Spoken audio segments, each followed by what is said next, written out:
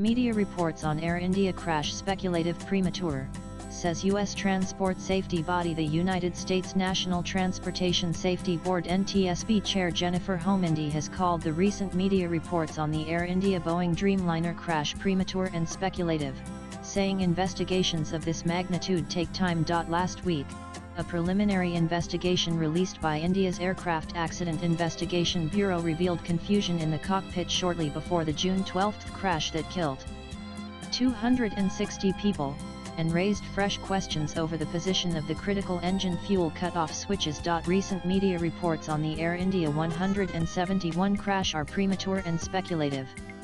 India's Aircraft Accident Investigation Bureau just released its preliminary report. Investigations of this magnitude take time. We fully support the AAIB's public appeal, which was released Thursday, and will continue to support its ongoing investigation. All investigative questions should be addressed to the AAIB. India has called out foreign media outlets for irresponsible reporting on the Air India flight crash following the release of the initial report, and appealed to them to wait until the investigation is complete. In a statement, the AAIB said some international media outlets were drawing premature conclusions through selective and unverified reporting.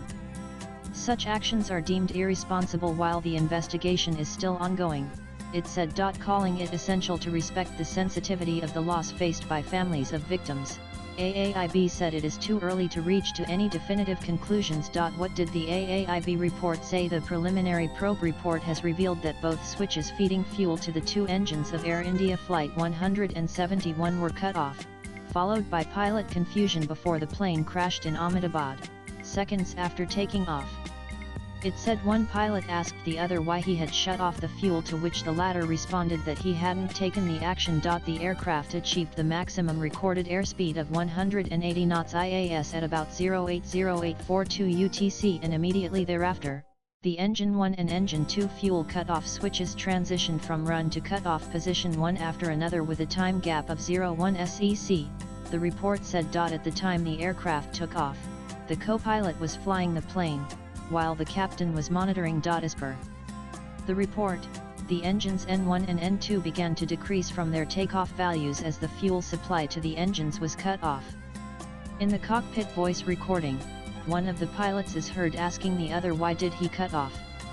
The other pilot responded that he did not do so, it said. Pilots at receiving end. Since the report went public, several foreign media outlets have laid the blame for the aviation disaster at the door of the pilots. A Wall Street Journal WSJ report claimed that a senior pilot may have accidentally cut off fuel supply to both engines, leading to the crash. Yet another report by WSJ clearly blamed the senior pilot, saying the cockpit recording between the two pilots indicates that the flow of fuel to the plane's engines was cut by the captain of the flight. After the report went public, several foreign media outlets blamed the Air India pilots for the crash that killed 260 people on June 12. Swipe left for next video. A Wall Street Journal WSJ report claimed that a senior pilot may have accidentally cut off fuel supply to both engines, leading to the crash. Another report by the WSJ now puts the blame on the senior pilot.